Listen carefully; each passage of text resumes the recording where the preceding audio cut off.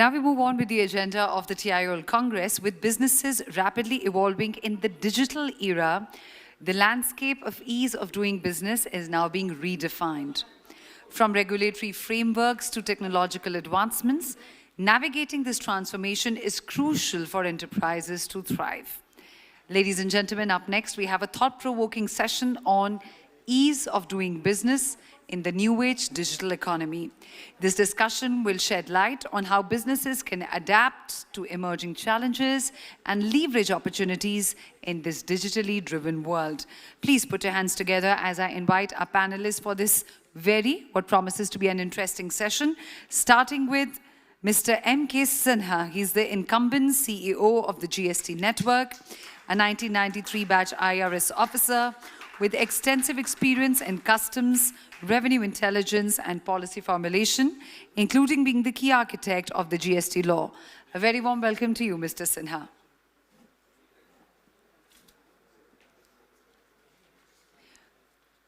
We are very glad that we have amongst us Shri Vijay Pandya, a chartered accountant by qualification, who is currently serving as the global tax head at TCS. A very warm welcome to you, Mr. Vijay Pandya. Our next panelist on the stage is Shri Ramesh Bafna, CFO of Zepto, a seasoned finance and business leader with over 20 years of experience in industries like quick commerce, e-commerce, crypto, and IT. He's overseen companies' financial strategy and operations and has previously worked with Myntra, CoinSwitch, and Flipkart. A very warm welcome to you, Mr. Bafna. And we have with us Shri Ashish Chandra joining us on the panel as the next panelist. He's the Chief Legal Risk and Policy Officer at Junglee Games. He's a seasoned legal and regulatory leader with over 24 years of experience in the digital economy, specializing in Internet, tech, and Web 3.0 industries. A very warm welcome to you, Mr. Chandra. And to moderate and bring the best out of this panel, I invite TIOL Knowledge Foundation's Shri Vijay Kumar to please join us on the dais and take this panel forward.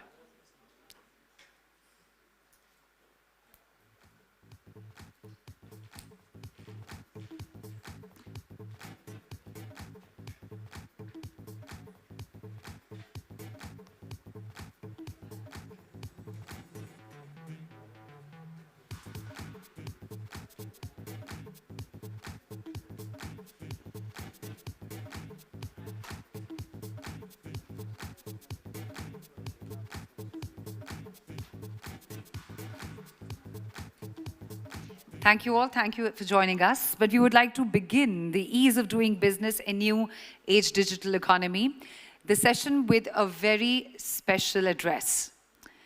Ladies and gentlemen, coming up next on this dais is the current Minister for Information Technology and Digital Services in the government of Tamil Nadu. He's someone who has significantly contributed to the growth of state's technology infrastructure. As the founding secretary of DMK's IT wing, he's helped build party's technology platforms and organized a cadre of over 150,000 office bearers across Tamil Nadu. Ladies and gentlemen, with a generous round of applause, let's welcome Dr. P. Thiagarajan.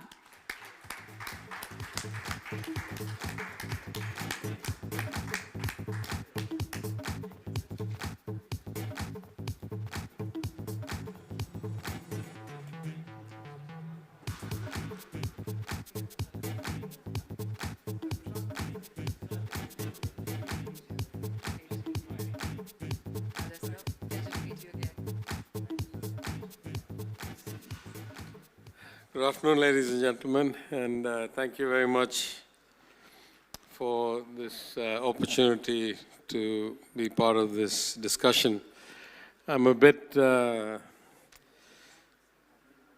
what can I say, surprised that I have to speak with the panelists here. I hope I won't waste their time, but finish it quickly.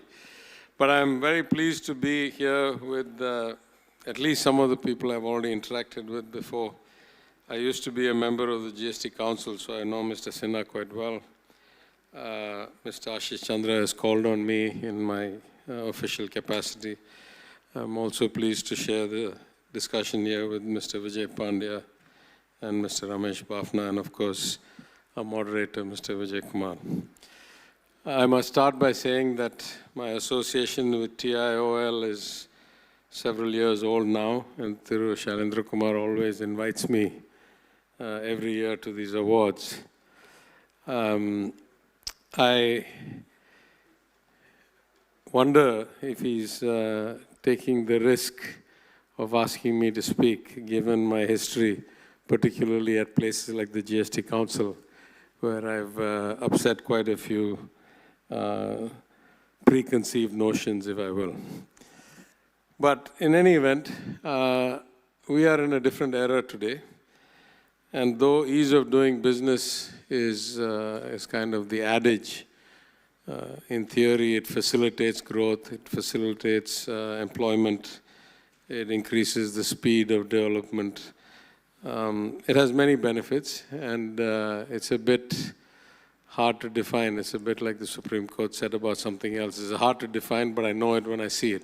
So it's very easy to know when it's not easy to do business, because you have lots of barriers, friction costs, rent-seeking, unnecessary regulation. And historically, India has been not well known for its ease of doing business.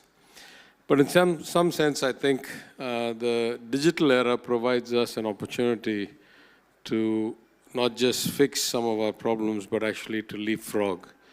And if you think about the two areas where it's much, much easier and faster and cheaper to do business in India than almost any country, at least historically, one is in civil aviation and one is in telecommunications.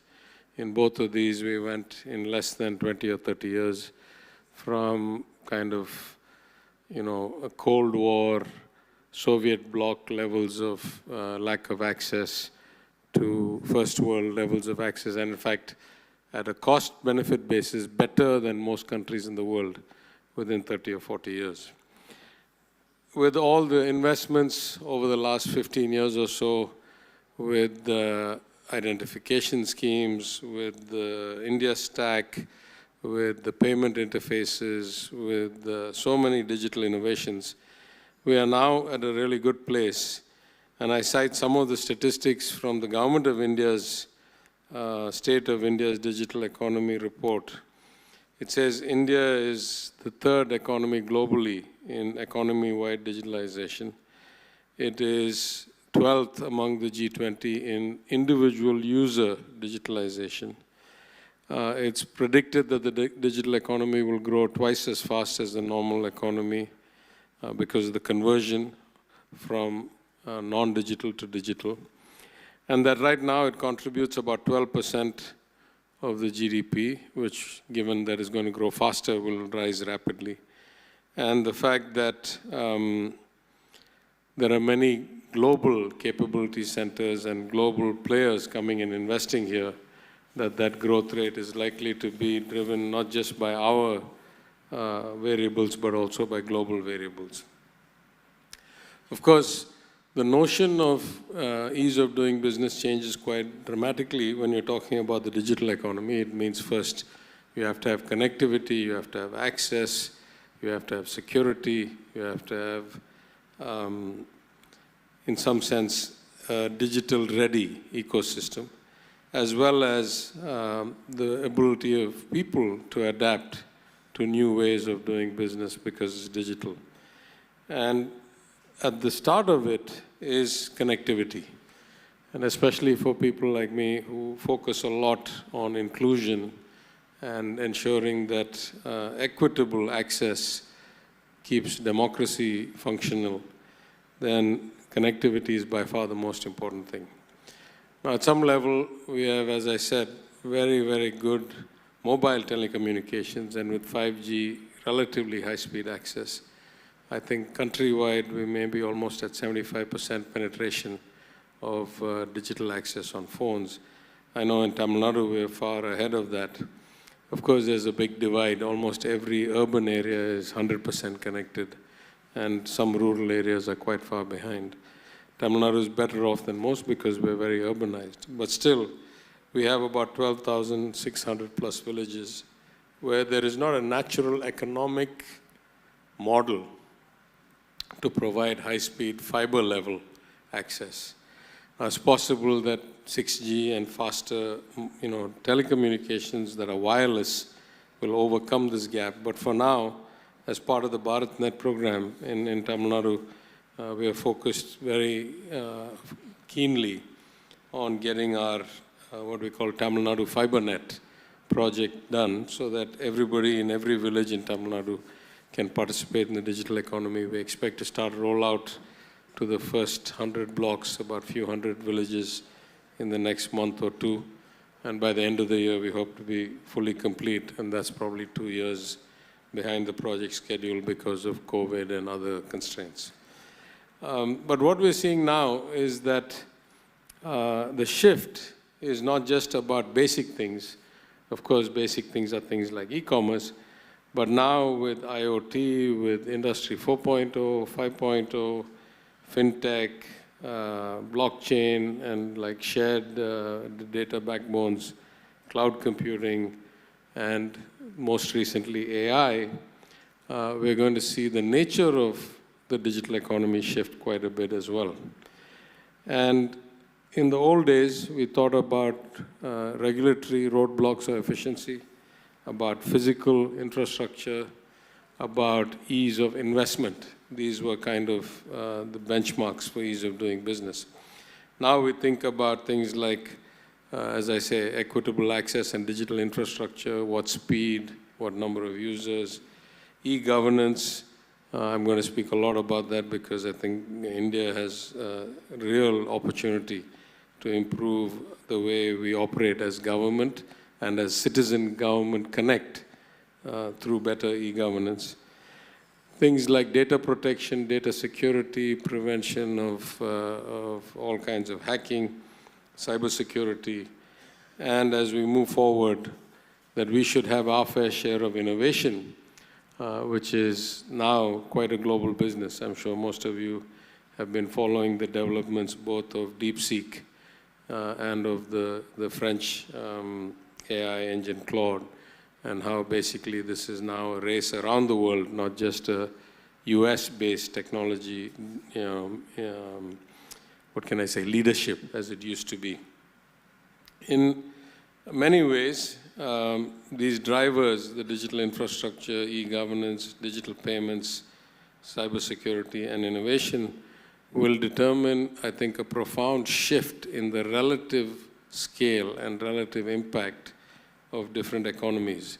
If we expect to grow faster than the global average, if we expect, as in my state, our Chief Minister's ambition of becoming a $1 trillion economy by ourselves, it has to come through disruption. It has to come through something structurally different and not through more of the same.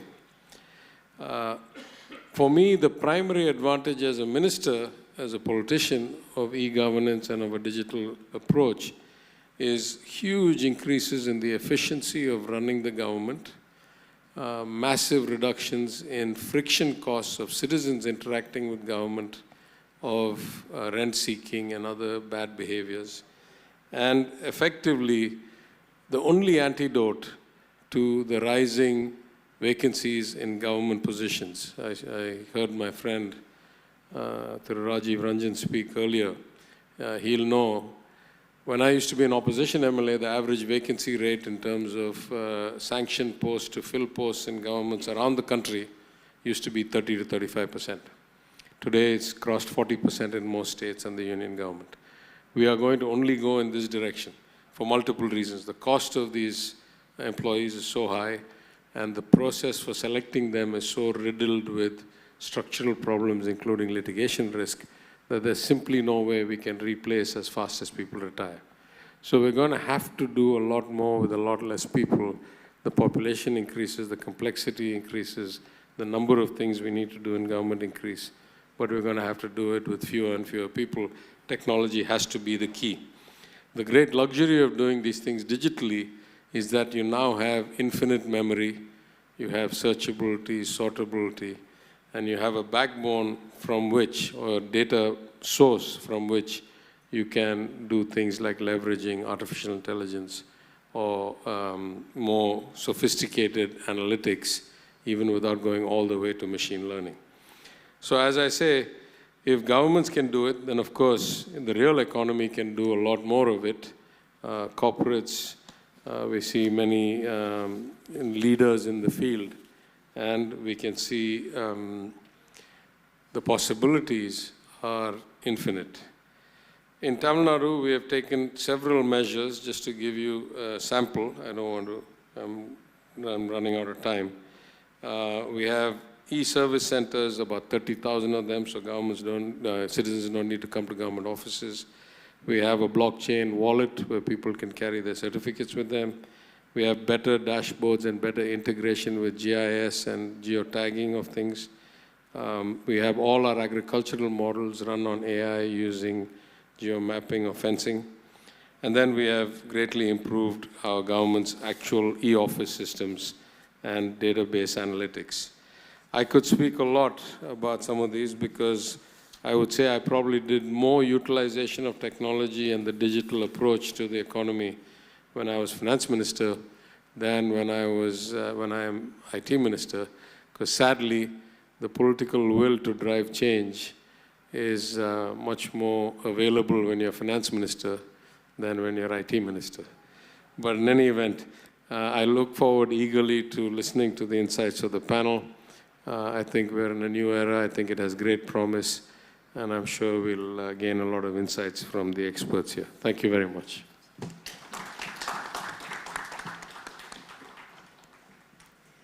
A big thank you, Sri Thiagarajan, for your insightful address on the ease of doing business in the new era of a digital economy. As a strong advocate of IT and also a long-time supporter of TIOL, your perspectives always add immense value, and we'll get a chance to hear him again a little later towards the award ceremony, ladies and gentlemen, in the evening. For now, over to you, Vijayji, to moderate the rest of the panel.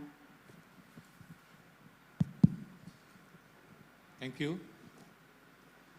When she said over to you, Vijayji, with a nice smile, what she actually meant was she sent me here on a job, not to conduct or moderate this session, but to end it as soon as possible. May I start with an apology that we have terribly run out of time, as they say in the TV interviews. And we have got the Amitabh Bachchans of the field in our movie, but we can give them only small guest roles, unfortunately. So, first to glutinous my speech, I'm not speaking. We'll get straight into the discussion, and I request our esteemed guests, who are all top experts. Unfortunately, we'll have to restrict the time, and they have given me that job. Please excuse me for and very discourteously they have put a time over there to tell you that your time is up. I'm very sorry. Anyway, we have a very distinguished panel. I'm again apologetic that I'm not able to use their services, but we'll start with the DG of GSTN. After all, the Honorable Minister has said that he had a lot of interactions in the GST Council with our charming GST CEO. We will not put up much for discussions. I'll ask some questions which have been sent to me. And with that, I think maybe we should have a separate session with Mr. M.K. Sinha. He has been running this GSTN for so long. Sir, the question that I got was, GSTN primarily processes the internal data generated by GSTN. At a systems level, can we see in future GSTN processing external data, not emerging out of GSTN? Between direct and indirect tax data, infrastructure managed separately by Systems Directorate and GSTN, can a single infrastructure facility holding and processing the data of both direct and indirect taxes be a better option? As at a taxpayer level, there is no such segregation. At his level, he can become DG, GSTN, and income tax or whatever taxes are there. Please, sir. Now, part one of the question that GSTN does processing of only internal data is not factually correct. But while we present the data to the taxpayer, we present the internal data only, but the congruence with various large other data fields which are required to triangulate the correctness of return is being done. As far as CBIC, CBDT and GSTN are concerned, there is a robust framework for data exchange which is in place. And if you interact with any compliance professional, he will be able to tell you that today they know that their compliance returns in indirect taxes and direct taxes have to be congruent, otherwise it gets flagged by the system. So that data exchange part is quite clearly done. Now the second question is more in the realm of, I will say hypothetical question, but a question in the direction of reform, that can the multiple projects within CBDT, some in CBIC and GSTN come together? Well, it is a great idea to bring all the projects together. Barring one caveat which looks relevant to me now, is too big to fail. So sometimes it is useful to keep individual projects according to the need and integrate the data. So rather than projects integrating, it is integrating the data and exchanging the data is the way forward as far as I am concerned. So thank you, sir. That part apart, if there is something, one thing about GSTN that you can say in 1 minute, what would you tell us? I will say that GSTN as a project, there are two dimensions which are very, very important and unique. One, GST reform is hinged on 4 pillars. One is the concept of IGST, which is essentially a federal GST. And India should take a lot of pride that there was no known federal GST model in the world. India has created it and implemented it. It was theoretically discussed, but it was never felt that it is feasible. So now that we have implemented a federal GST in as large an economy as India, world is now aware that there exists a federal model where it will be useful if EU ever wants to become a common market. If USA ever wants to bring VAT, USA still has sales tax because the taxing powers are with state and federal government, and they will have to create something like Indian GST model. Second is GST Council. Third is common IT infrastructure. And fourth is administrative collaboration. So this large common IT infrastructure on which center and state can come together is a great idea, and it has potential for India in very many places. The second innovation is more in the nature of how government large IT projects are implemented. At present, it is implemented in 3-4 different ways. NIC does the project. Then large departments like CBIC, CBDT do it themselves, hiring a managed service provider, operating it through a consultant. Third is NPCI kind of model where a company is floated with 49% shareholding by the government. And fourth model is a SPV model like GSTN where the data and work is sensitive and 100% shareholding is with the government, center and state put together in my case. So what I will say is there is a lot of financial flexibility, project management, project running. IT projects are notorious for running slow, whereas GST has in 7 years scaled, which I can assure you that if it was 100% government department and project, it would have taken at least 15 years to reach this stage. So now you have a model whereby you can execute a digital public infrastructure kind of project by creating a SPV and scaling up at speed. So these are the kind of learnings which I have I had the privilege of working in GSTN and learning. Thank you, sir. Wow, it's a great thing. Great to know that India is a Vishwaguru in another field also. Thank you, sir. Thank you so much. I have a question from somebody for the global tax head of TCS. It's a slightly long question, but sir, your answer should be short. Should statutory reporting under the Companies Act, which now includes CSR, BRSR, secretarial practice, financial audit, should include the reporting on information infrastructure and practice? One. They say only 11 out of 890 central legislations currently effective have technology in their title, because we have legislations on biodiversity, atomic energy, and all that. Is games development pushing the boundaries of skill versus chance? Is it too much, or should I rephrase it? No, I think so. This question is for me or someone else. No, the last part, game versus chance. Yeah. So just I will answer from a tax and technology perspective. If you look at it, the way in which tax and technologies are increasing, coming closer, and everybody knows the way in which technologies are developed. But if you look at it from a perspective of the story from globally, which started like how to tax digital economy, how to take care of emerging technology, and globally business models are so integrated, how to tax them, value is created. All these issues world is grappling with, and especially large corporate or multinational group. So there are various actions which everybody knows from OECD has started, which has unilaterally, like digital service tax, VAT on remote service, all these actions has created challenges for business at policy level. Then BEPS section 2, which pillar 1, pillar 2, again, there are conflicting views across geography, especially US perspective. So these are the challenge as far as the policy level to address the new emerging technology.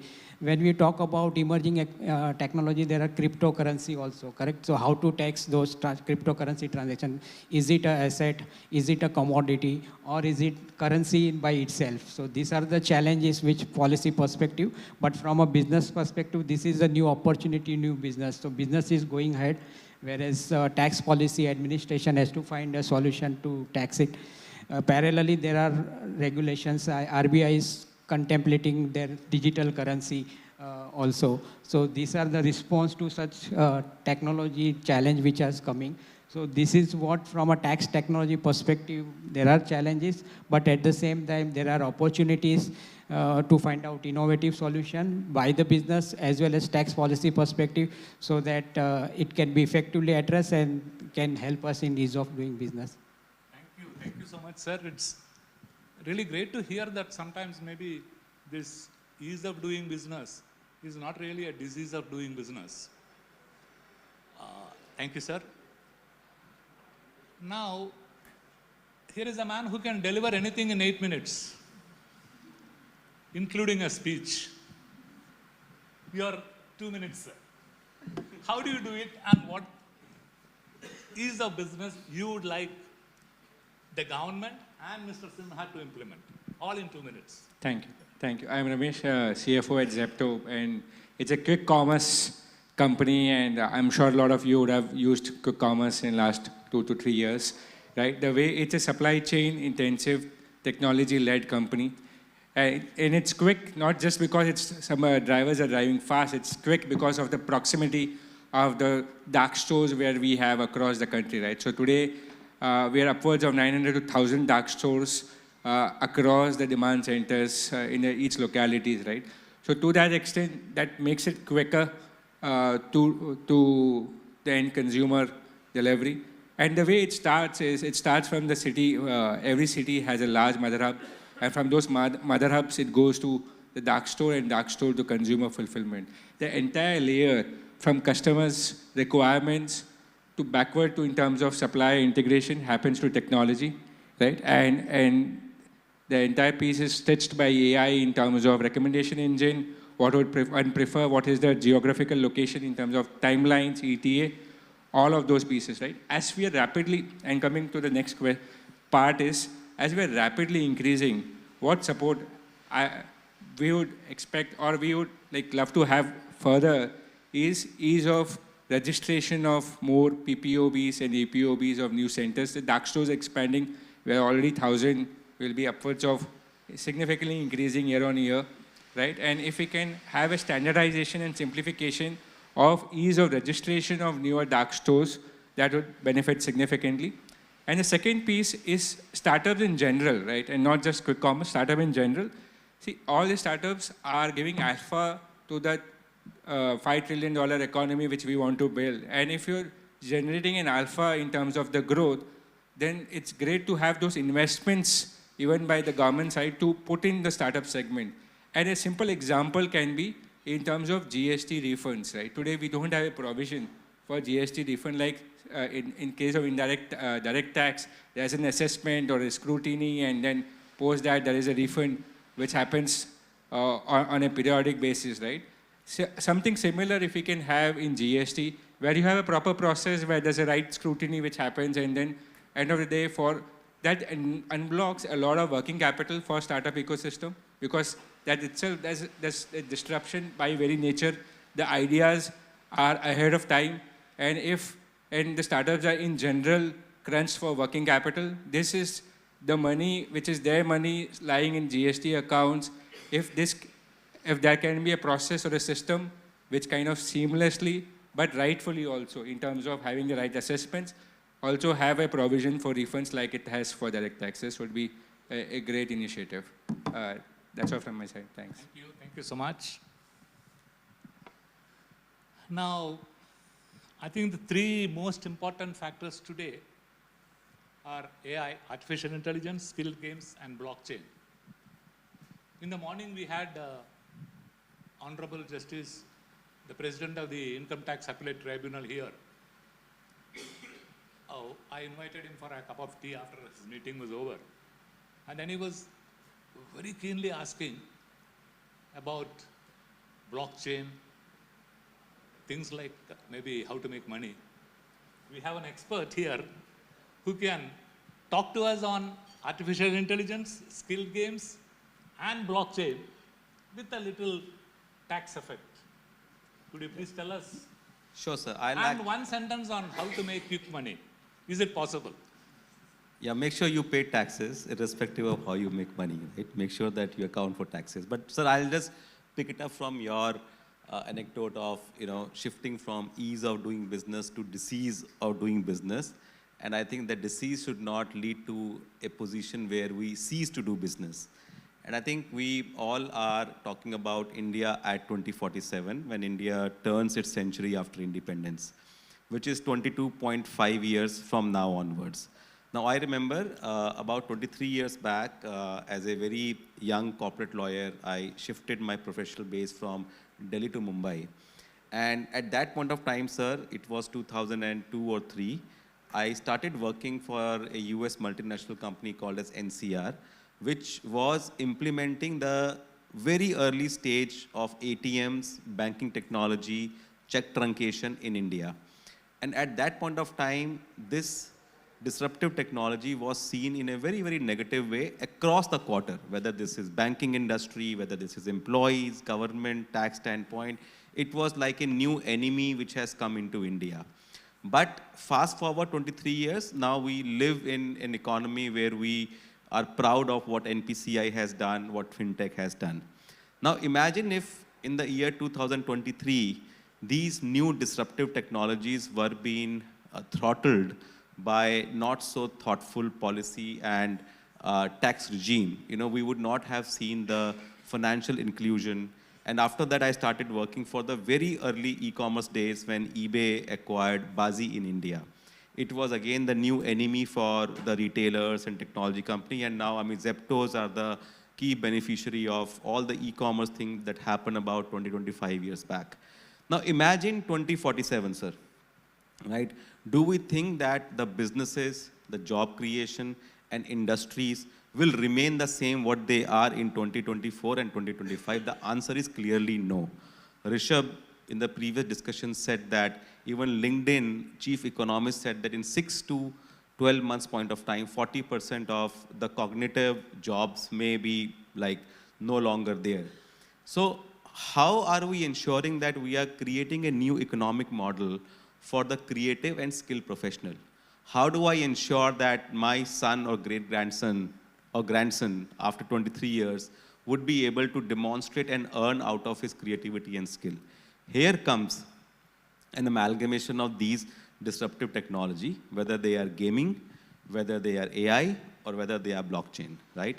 Now, unless the policy and taxes look at the disruptive industry in a more positive manner, not consider them as a sin industry, or equate maybe blockchain or gaming, the skill gaming, equate that with a sin industry like a liquor or alcohol or a gambling, we are not going to create a space for our younger generation in 2047 to create an earning mechanism for them. So I think the country should really start thinking a bit differently for these industry, because this would be catalyst of ensuring that India surpasses even $6 trillion or a $10 trillion economy by 2047. So it's a wake-up call. I think the policymakers, especially from a tax standpoint, I mean, both me and Ramesh have been, part of blockchain crypto industry also in the past. Now I'm part of the gaming industry. I have seen that how some aggressive policy and tax decisions have really throttled the investment, the employment and growth of these industry. So like how the government supported the proliferation of software industry, how the government supported the proliferation of communication industry, I think it's a time for the government, policymaker and tax policymaker to start thinking more generously about these disruptive technology to ensure that at 2047, when India turns a century of independence, we are more than a $30 trillion economy. That's it from my side, sir. Thank you There's so no much. easy, quick money, sir. I think we should not get lured about making easy, quick money. I think from a blockchain standpoint, unless you are a mathematical genius, sir, you would not be able to really make sustainable money. Otherwise, you're just speculating it. Even in 2025, 2045. 2045, I don't know, sir.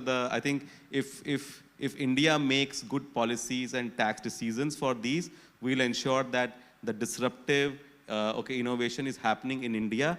Otherwise, our kids are going out and doing the same thing for the other countries. Thank you so much. I just don't want to leave my panelists if they have anything else to tell this audience. This is also a very elite audience. 1 minute, if you would like to say anything about. Yes, you have anything to add, sir, before that? And as Mr. Sinha suggests, yes, even before I ask, there's a question from. Yeah, I'll come there. Sir, please introduce yourself, because I know you. Just say your name and the question, that's all. I'm Abhishek Rastogi. I'm founder of Rastogi Chambers. So, sir, my question is especially with respect to this GST on online gaming. Yeah. And I myself arguing before the Supreme Court. The question which I have is not on the technical part, because we know that industry is going to win there. It's not on that. My question is slightly different. See, today the endeavor of even the Prime Minister of India is to make India a gaming hub. The question is this, that at the time of the inception, especially when this reform of GST came, at that point of time, did you ever anticipate that the taxation would be so brutal? That is one. And because right from the day one, there was a lot of ambiguity with respect to, how the valuation, whether it will be at the gross gaming revenue, etc. Then the related question is that at that stage, did we make some reserves, or did we make appropriate representation to the government at the very word go? Thank you. Abhishek has been. I would not be able to comment much on the litigation. It is sub judice, and also I joined the company about 6 months back, so I'm not the right person to discuss about historical facts. But I have an answer for you, sir, at a meta level with an example. So my wife just recently started her entrepreneurship kind of journey into AI. And she knows that her husband is a corporate lawyer, a tax lawyer, can get a free advice to get the best structure to avoid tax, if not evade tax. So my answer to her was that build a business model, ensure that what is the highest level of GST, it's 28%. I said, no, assume 35% because government is going to think any disruptive industry is a extremely sin industry. Assume 35% GST you have to pay on the income. And income tax, I said that maximum amount of income tax for a corporate is 30%. Don't take any deduction. Can you create a financial model ensuring that you are paying 35% GST on revenue and on the same revenue you are paying 35% income tax? Do you still think that you have a money on the table? She said, yeah, maybe I can survive. Manika, then go ahead and do the business. So that's the best way of doing a peaceful business and contributing to the growth of our economy. So I can only say like Abhishek this. has spent a lifetime assisting the Supreme Court judges to understand this complicated law. And thank you very much. You have been much better than a good lawyer and a good judge. Yes, sir. If anyone else wants to ask, please come here. I'll allow only one more question. Please introduce yourself and ask the question. Yeah. Mention who you want the question to be answered. Yeah, my name is Harshal. I'm part of HSBC Bank. My question is to Mr. Sinha. So before asking the question, just a little brief background. The law got introduced in July 17, then e-way bill in 2018. Just ask the question, he will understand. Yeah. So the point blank question is GSTN participating in a race? If yes, with whom? And if no, I mean, what's the driving factor of introducing change every 8 to 14 months? I mean, you see the changes which have been introduced in last 7 years. I mean, the business is grappling with the implementation of every new law. Yeah, this is of doing business. Yes, sir. If there's any question, please come here. One more question. Well, GSTN introduces no change. GSTN follows the change introduced by the government, by the GST Council. And there are two committees which work. One works on rate, which is called Fitment Committee, and the other one which works on procedural law, which is called Law Committee. So they introduced the change, I only implement it. I am part of the discussions. A. B, why is it changing it so fast?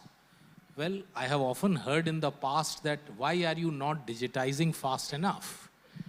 And GST is one example where I always say that industry is saying, why are you digitizing so fast? The goal is very simple. You see, if you go to 2017, there was a particular design of GST return which was thought of, which was GSTR 123, which effectively had an important piece called purchase accounting. Your ITC must get accounted for every purchase at invoice level. That's a missing piece also on income tax side because all the expenditure inflation is done through those purchases which are not well accounted. So if you see the journey, it is clearly moving in that direction, that your ITC is fully accounted for at invoice level. What will be the eventual place where GST will reach? Perhaps another 5 years. I will say that all your B2B and B2C transactions will be digitized, and they will be the building blocks around which your financials will be built and all the returns will be built. That's where it eventually will reach. And that's the right place to reach also. That all transactions are fully digitized. Thank you, sir. I think Mr. Rashish Chandra was not very helpful in telling us how to make quick money. But if there are anything more left, you can ask Mr. Ramesh Bafna to deliver it to you in less than 8 minutes. And if that happens, Mr. Rahman is smiling there, I will get my GST out of it. And maybe you can ask Mr. Vijay Pandya to make a tech infrastructure for Mr. M.K. Sinha to manage. And finally, the message is, they are all doing a great work in this GST, mega GST event, but we pay for all of that. Thank you very much. It's a great show. No passions, impassioned arguments, and one message let's carry home. His message, you are not going to make quick money, you are going to pay GST. Thank you very much. And you should thank me. I've done it Bang in on time. time. Absolutely. Thank you so much for finishing it within time. Thank you all, very esteemed panelists, sharing your insights on this dais. Can we quickly have you together for a group photograph? And in the meanwhile, I request Prashant from TIOL to please join us on stage and present tokens of appreciation to all our panelists.